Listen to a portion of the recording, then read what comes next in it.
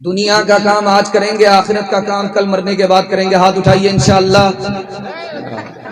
खैर, 3 सवाल से मेरा पैगाम शुरू हो रहा है। पहला सवाल है, दुनिया पानी की तरह है 4 वजह से। पहली, दूसरी, तीसरी और चौथी वजह क्या है?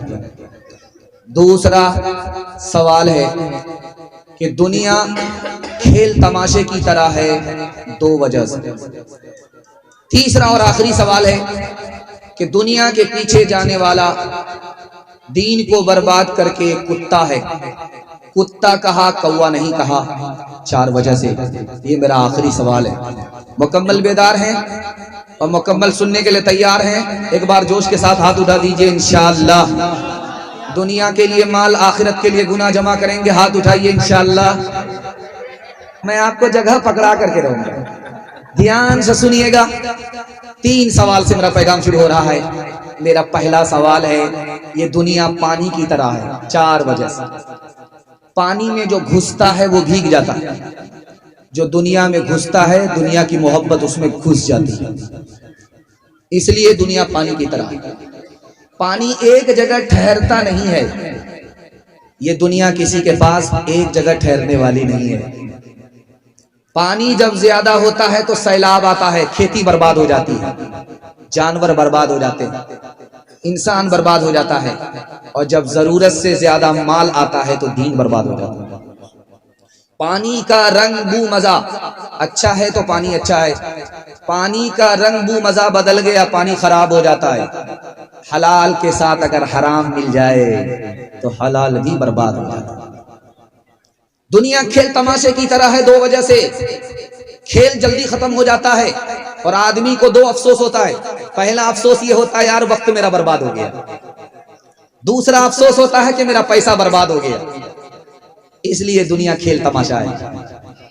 दीन को बर्बाद करके दुनिया के पीछे जाने वाला कुत्ता है। कुत्ते की आदत और कौवे की आदत बिल्कुल अलग थलग है। मरी हुई मुर्गी है। कौवा अगर देखेगा तो पूरी दुनिया के कौवा को जमा करेगा, उसके बाद खाएगा, सब मिल करके खाएंगे।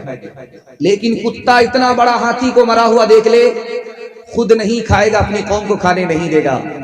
इसलिए दुनियादार को कुत्ता कहा, कौवा नहीं कहा। एक कौवा को मार करके लटका दीजिए खेत में तो पूरे मोहल्ले का कौवा भाग जाएगा। वो दूसरे कौवा से नसीहत पकड़ता है। 100 कुत्ता सड़क पर मरा हुआ होता है, जिंदा कुत्ता नसीहत नहीं पकड़ता, फिर भी मरता ही रहता है। इसलिए दुनियादार को कुत्ता कहा कि वो नसीहत नहीं पकड़ता। मरा हुआ कौवा है, जिंदा कौवा उसको खाता नहीं है। क्यों? अपनी कौम का आदमी, अपनी कौम का आदमी है, अपनी कौम का हिस्सा है, इसलिए नहीं खाता।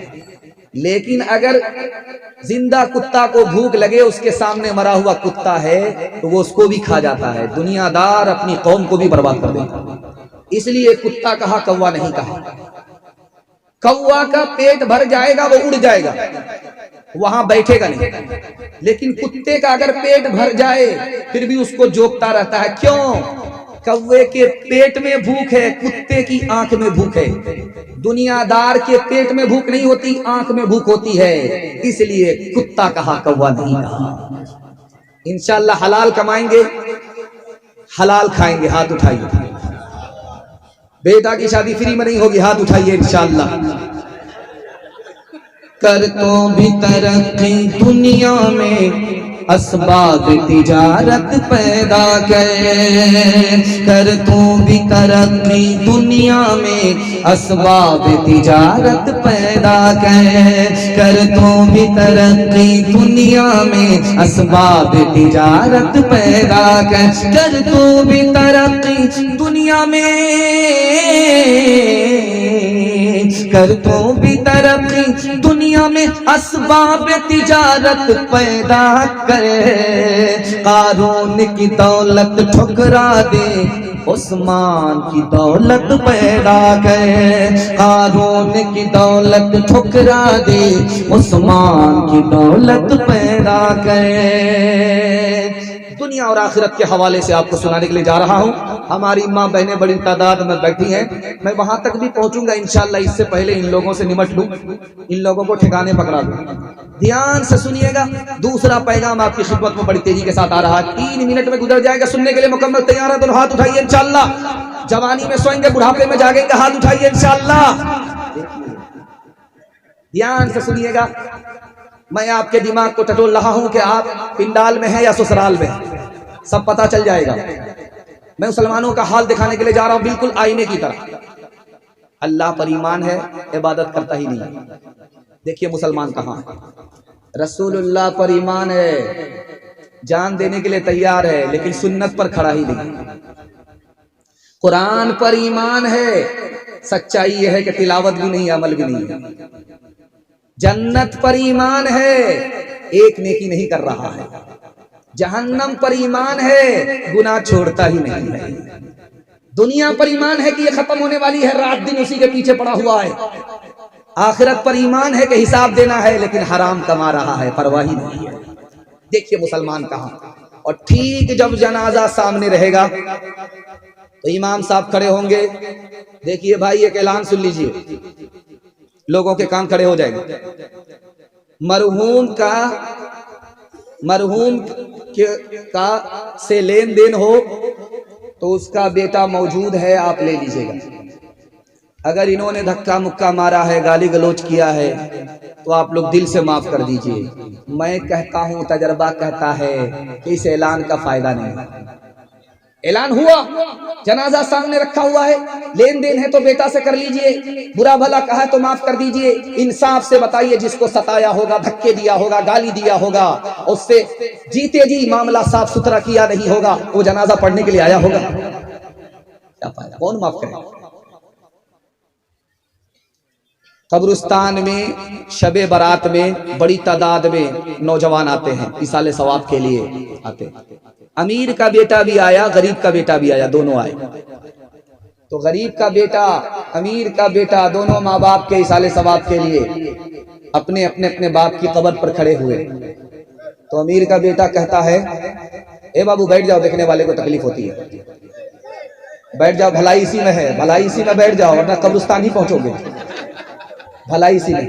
ध्यान से सुनिएगा, अमीर का बेटा, गरीब का बेटा, दोनों कब्रिस्तान में है, अपने बाप की कब्र पर खड़ा है। तो अमीर का बेटा कहता है, यार देखो ये कब्र सीमेंटेड है, अमीर की कब्र है, मैं अमीर का बेटा हूं, कब्र से पता चलता है कि मेरा बाप अमीर था। और ये घास फूस की कब्र है, तेरे बाप की कब्र है, तू गरीब बाप का बेटा है, कब्र से पता चलता है कि तेरा बाप गरीब था, अमीर नहीं। तो हज़रत थानवी ने लिखा है, दुआ कीजिए अल्लाह उनकी कब्र को नूर से भर दे। उन्होंने कहा कि गरीब के बेटे ने ऐसा जवाब दिया, 100 चोट सुनार की, 1 चोट लोहार।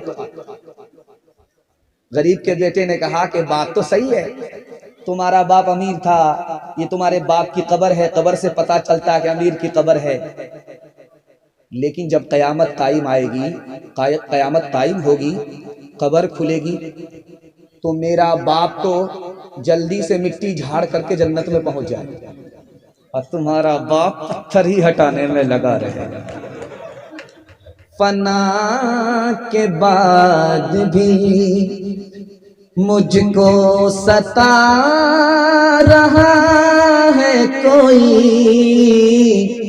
निशान कब्र का मेरा मिटा रहा है कोई, निशान कब्र का।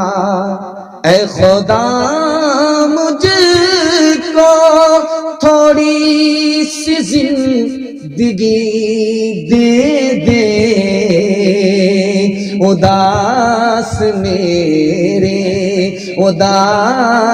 मेरे जनाजे से जा रहा है कोई, फना के बाद भी अंधेरी रात को तारीक और सन्नाटे